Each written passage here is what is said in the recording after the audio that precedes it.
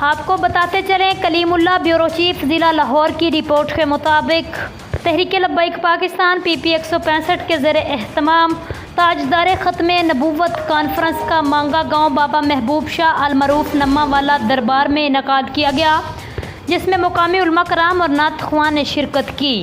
خصوصی خطاب علامہ فاروق الحسن قادری اور مرکزی نائب امیر پیر سید ظہیر الحسن شاہ صاحب نے کیا۔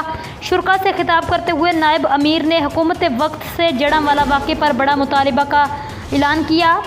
اس معاملے کی تحقیقات کروائی جائیں، اصل مجرم کو کیفر کردار تک پہنچایا جائے۔ چرچ اقلیت کی ریٹ لگانے والوں کو یہ پیغام دینا چاہتے ہیں کہ جو حملہ ناموس رسالت اور قرآن پاک کی بے حرمتی کی گئی ہے، اس کی بات کس نے کرنی ہے؟ تحریک لبیک پاکستان کا یہ منشور اور دستور نہیں کہ چرچوں کو آگ لگائے۔ تحریک لبیک پاکستان کا بس ایک ہی مقصد ہے، حضور صلی اللہ علیہ وآلہ وسلم کا دین تخت پر لانا ہے۔ اس کے ساتھ ہی نیوز بلیٹن سے اب تک کے لیے اتنا ہی۔ مزید خبروں کے لیے آپ دیکھتے رہیے PN نیوز۔